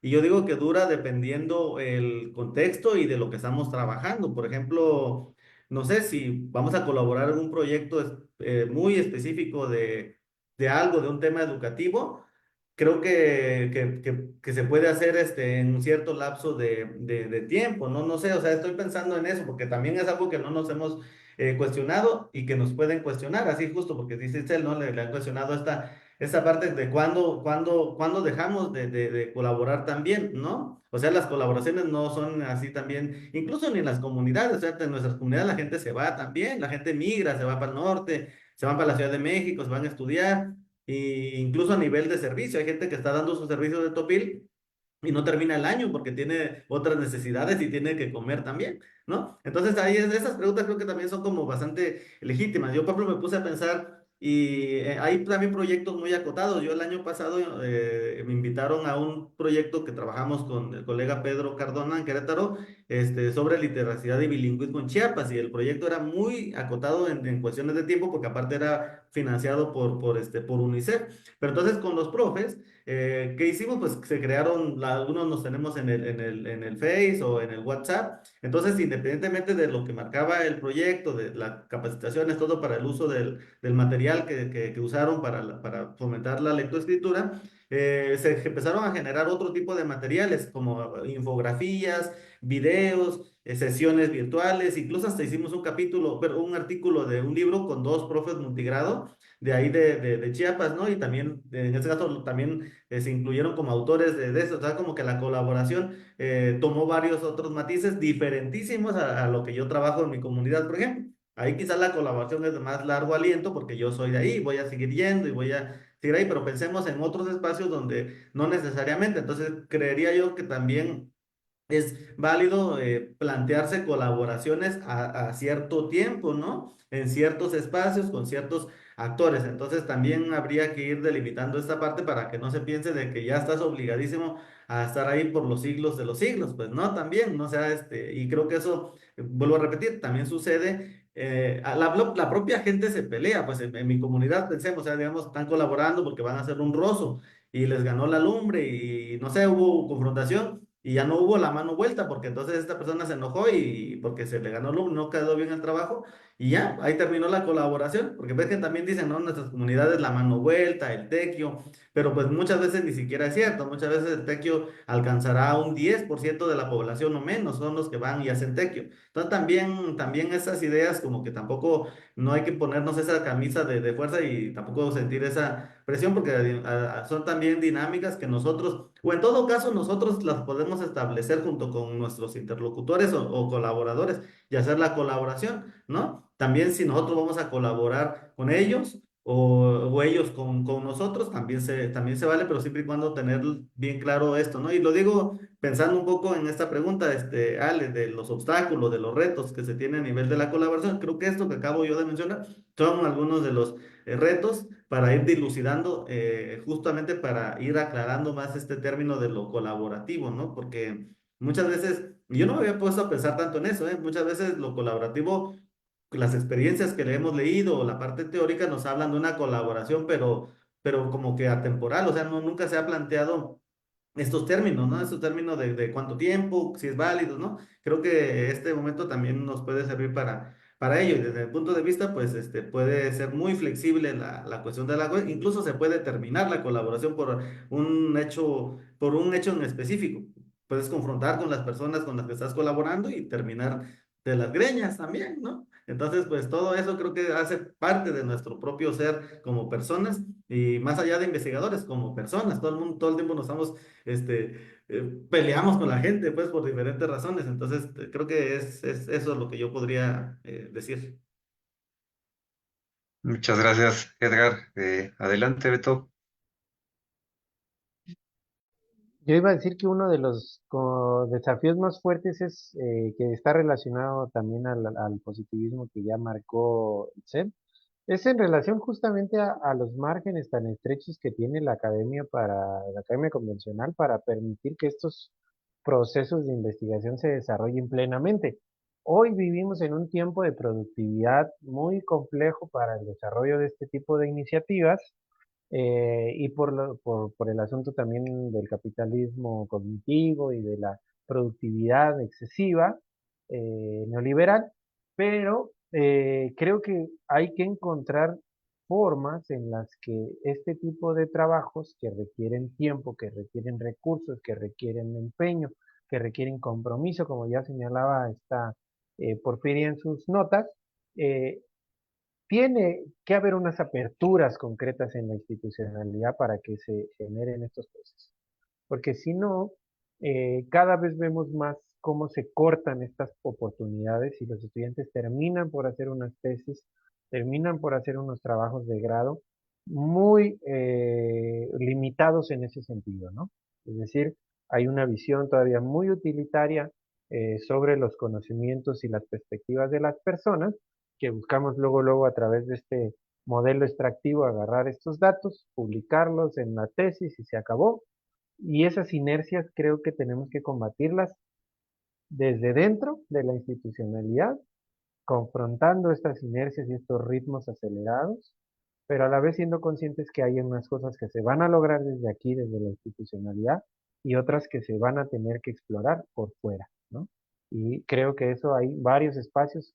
Ojalá del CAEM también sea una oportunidad para llevarlo, divulgarlo, promocionarlo, correr la voz sobre este rubro y que por lo menos se enfatice de que hay otros espacios en los que podamos hacer este trabajo colaborativo y de investigación crítica, rigurosa, comprometida, etcétera, no exactamente o no rayando en el asunto de la, de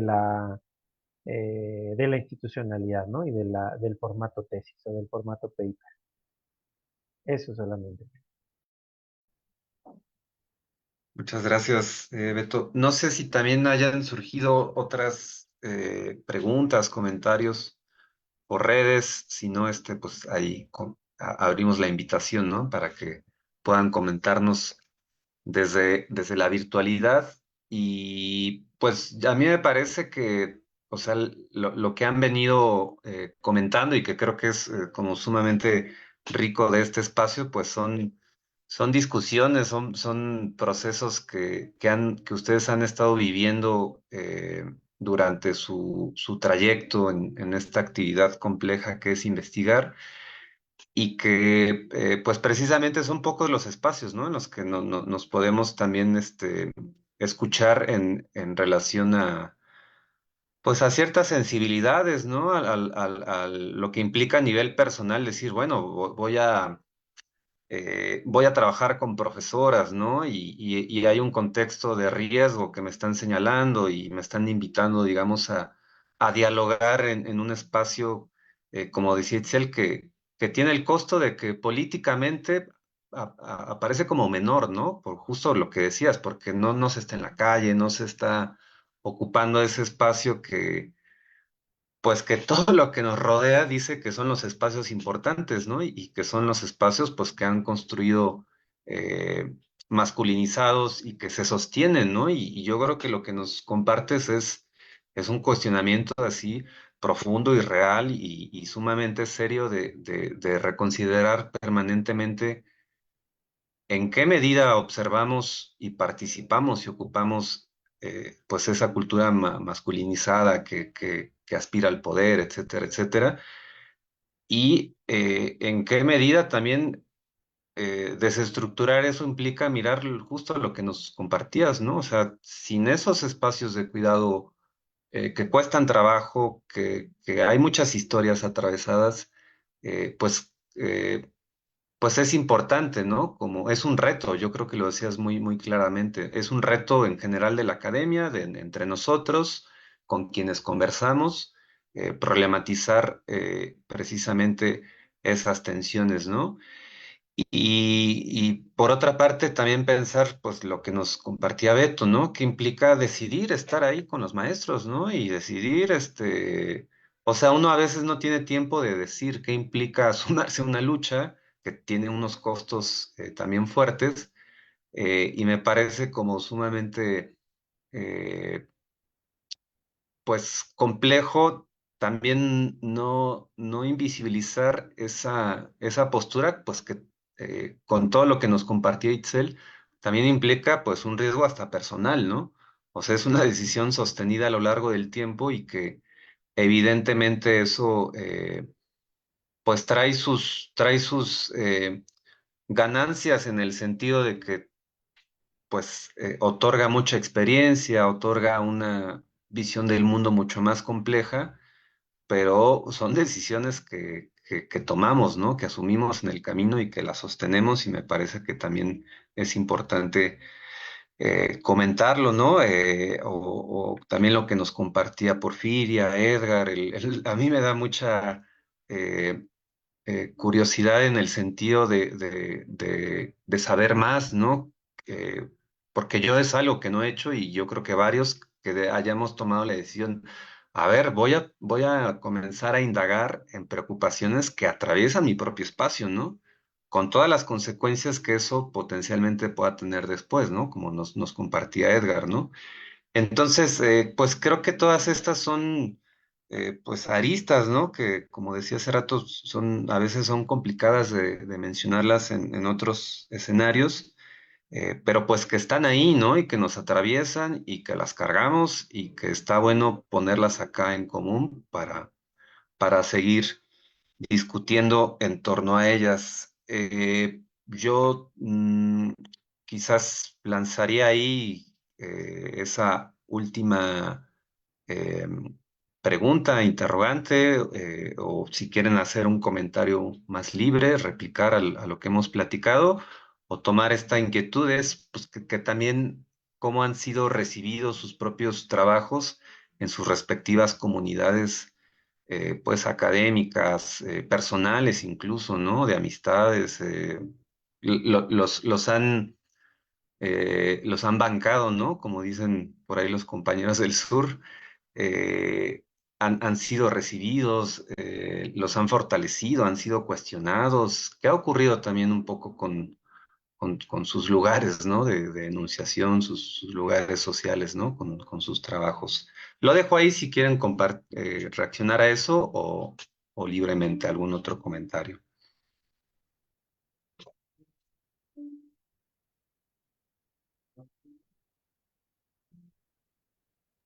Igual quisiera cerrar con una cosita que también mandó al último Porfiria, que dice, a modo de reflexión también sobre esto que estábamos discutiendo, dice, el uso de metodologías participativas en contextos educativos transfronterizos, como el que ella se desenvuelve, tienen un gran potencial para transformar las prácticas y fomentar la inclusión de la niñez migrante.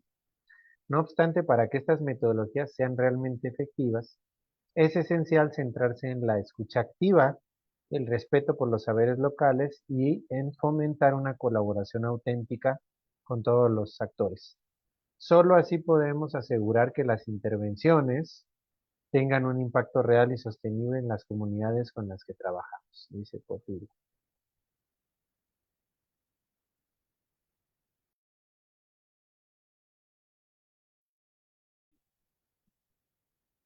Gracias, Beto. O si quieren ir haciendo un comentario de cierre y para concluir la sesión, ¿no?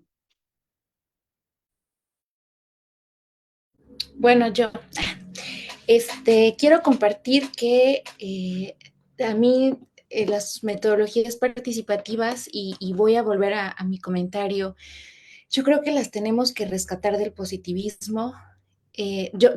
Me cuesta imaginar que pudiera haber metodologías participativas positivistas porque eh, la lógica del positivista es muy extractivista, es muy, además, muy individualista y precisamente despoja pues al hacer ciencia, porque así le llamamos a esto que hacemos, ¿no? De lo afectivo, de lo empático, o sea, pues en la aspiración de la neutralidad y de la objetividad, pues de verdad, hasta al menos la ciencia occidental, la ciencia con la que nos formamos, pues durante muchos años de nuestra formación escolar académica, pues es esta ciencia que se pretende universal.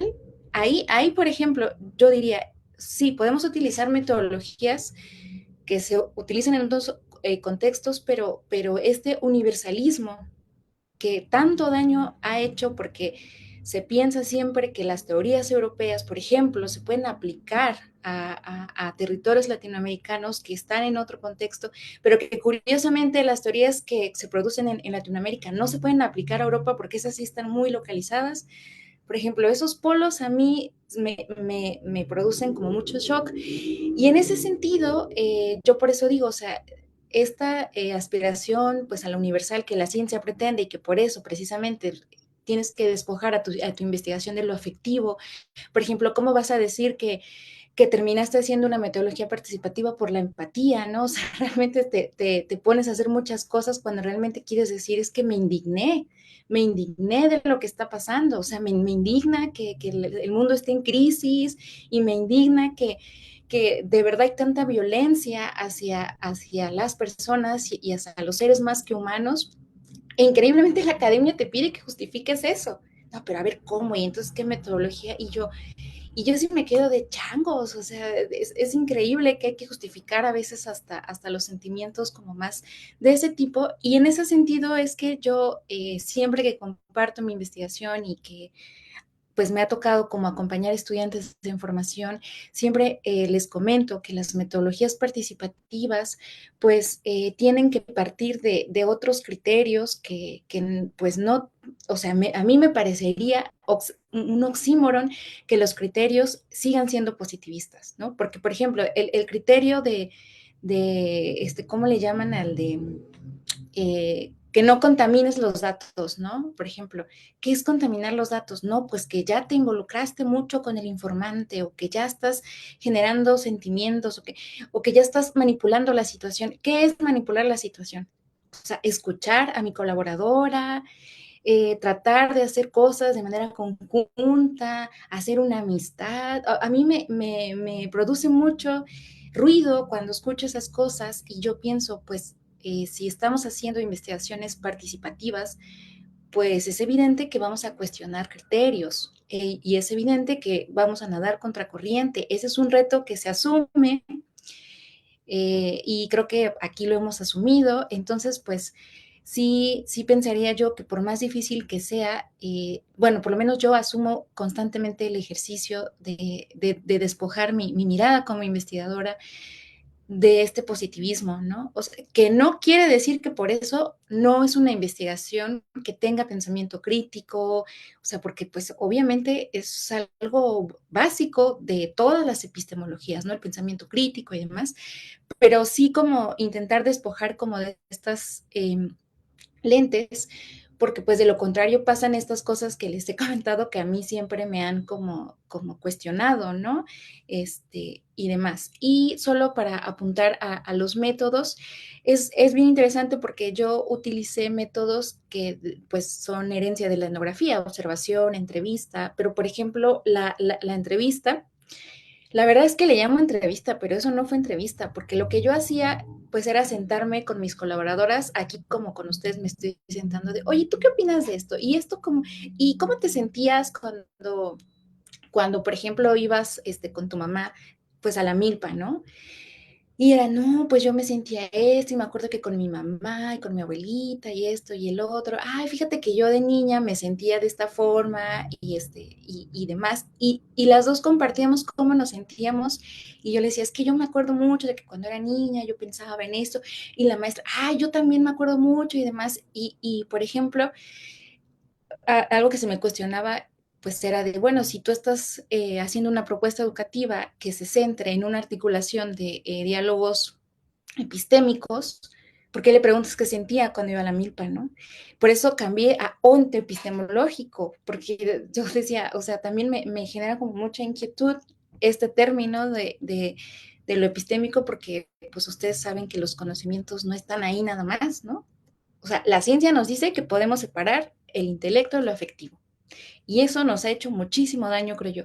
Entonces, de pronto, pues, estos diálogos, pues, eran bastante enriquecedores porque era qué sientes, ¿no? ¿Qué sientes del entorno? O sea, el entorno no lo defiendes por lo que sabes, realmente por lo que sientes, por lo que te produce, por lo que vives ahí, por lo que te duele, lo que te acontece.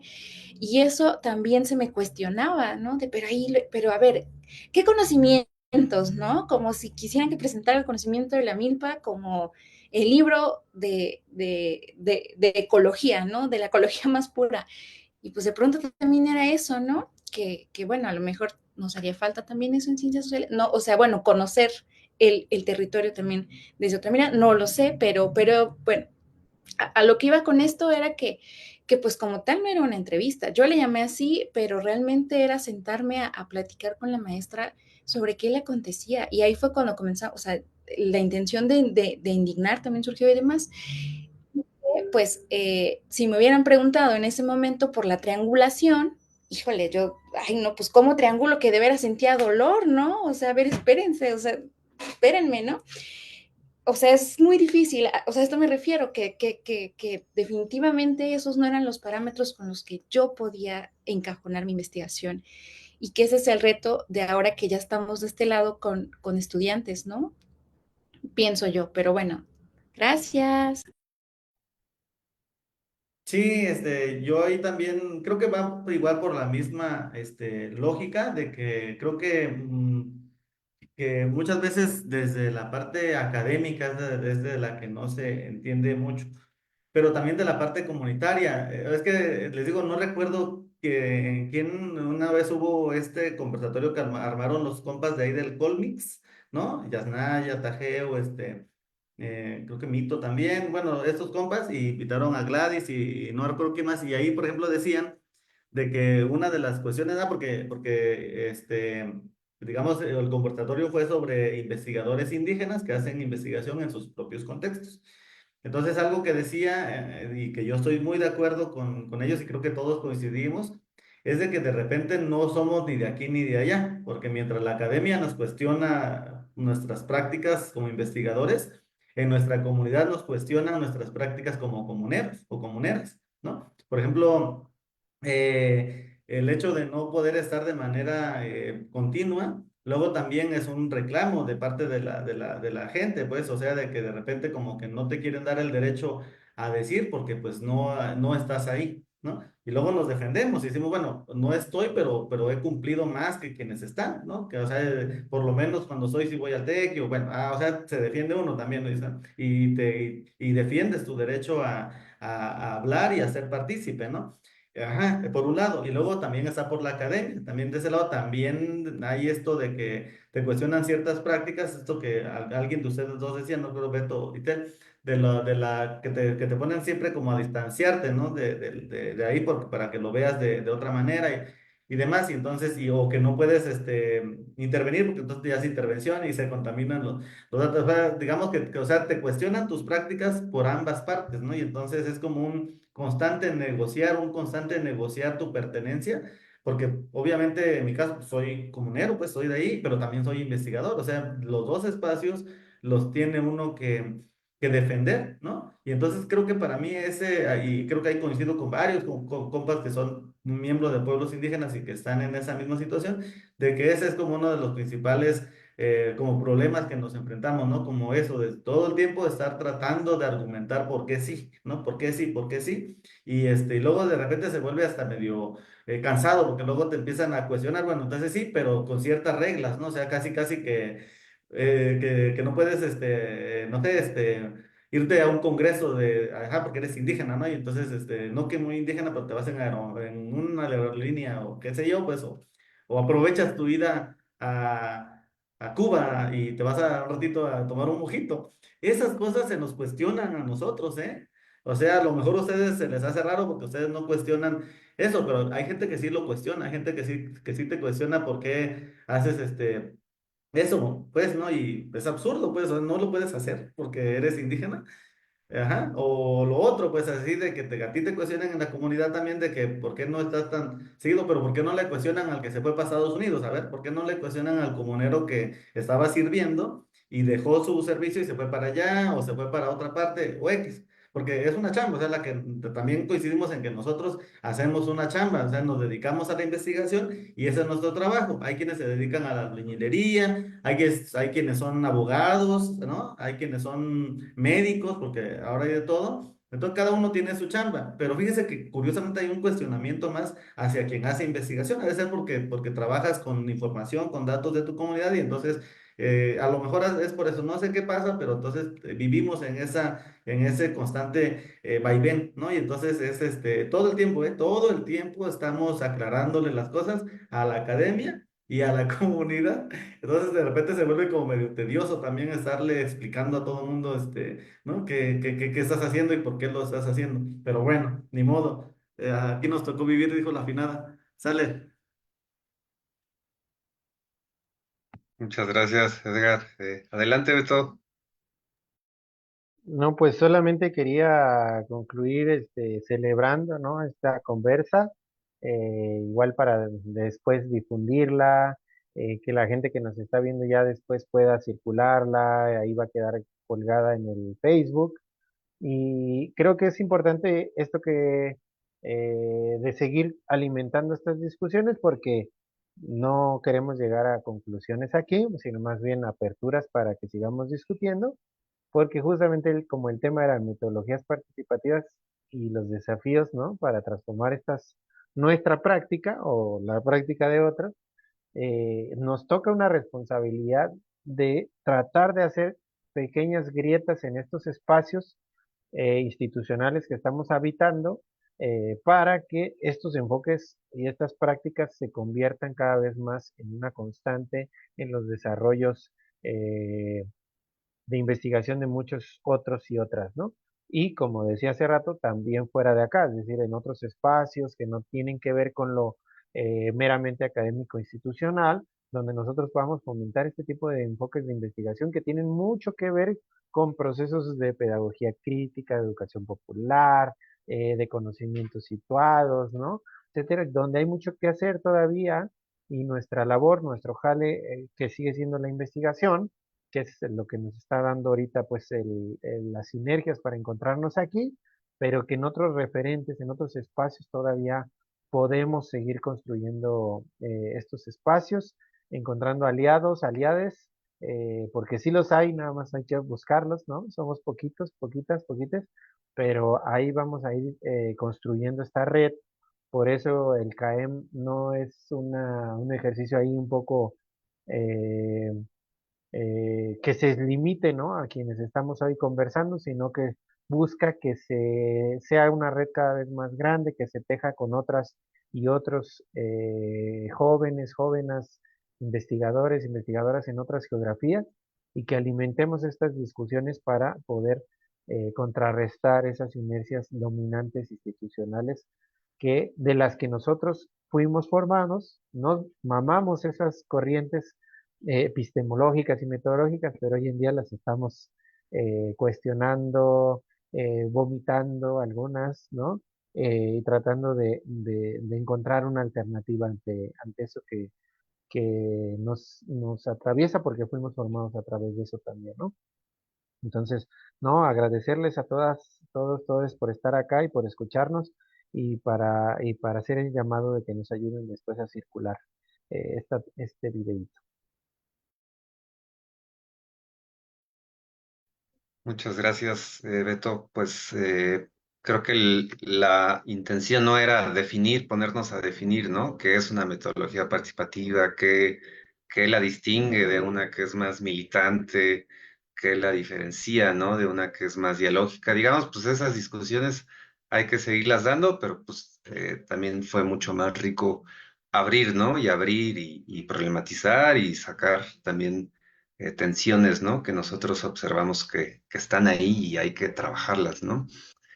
Pues para cerrar, simplemente agradecerles muchísimo por haber estado acá, Itzel, Beto, Edgar, Porfiria, a través de los mensajes que nos compartió Conchita y bueno, también quienes estuvieron ahí al pendiente en redes.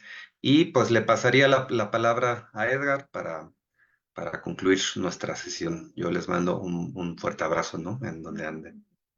Sí, muchas gracias. Pues como saben, cada sesión está coordinada por algunos de los compas del CAEM. En este caso, pues nos tocó a Ale Tapia y a mí. Entonces, pues agradecerle pues a Ale, ¿no? Por esta coordinación. Días antes, pues nos reunimos un poco para pensar sobre dónde podríamos versar la conversa. Y pues sí, a Itzel, a Beto y a Porfiria que nos ayudaron a nutrir estas reflexiones y pues simplemente invitarles a la siguiente sesión, que sería la sesión número 5 de nuestros diálogos, la cual está programado pues para el 2025. Ya estamos casi fin de año, 2025, el 8 de enero, miércoles 8 de enero, 5 de la tarde. Desde ahora les vamos avisando que la próxima sesión es experiencias de trabajo de campo y precisamente en esas experiencias de trabajo de campo queremos darle continuidad un poco a lo que hoy estuvimos debatiendo, pero ya más específicamente cómo les ha ido a las compañeras en su trabajo de campo. Y digo compañeras porque en este caso va a estar bastante centrado pues también en las prácticas que como mujeres viven ellas, ¿no? En esta labor. Entonces va a estar coordinado justamente por Itzel, que ahora estuvo con nosotros, con María Conchita y con Sara Lúa, que es otra de las colegas que colabora en el CAEM. Y más o menos, pues tiene que ver con la relación entre actores y las tensiones en la construcción de conocimiento, también en el papel de las mujeres y el trabajo de campo como una condición particular. También, obviamente, se va a nutrir con el diálogo también de otros interlocutores, en este caso, la compañera Belia Torres, el propio Alejandro Tapia y Beto, ¿no? Estaremos dialogando en la próxima, entonces suena bastante bueno para que nos veamos y arranquemos con el pie derecho el 2025 con los diálogos CAEM. Pues sería todo. Muchísimas gracias a quienes nos estuvieron acompañando a pie firme acá en el Face, ¿no? Todavía tenemos 6 sobrevivientes ahí. Entonces, pues, muchísimas gracias y pues nos vemos hasta la próxima. Ujú. Gracias. Pues Hasta ya casi luego. feliz año, feliz Navidad. Sí, igualmente tomen mucho café con No pan. se adelanten tanto. Abrazos. Sale pues, Beto, Alejandro, bye. Nos vemos, cuídense mucho. Adiós. Gracias. Feliz noche. Chao.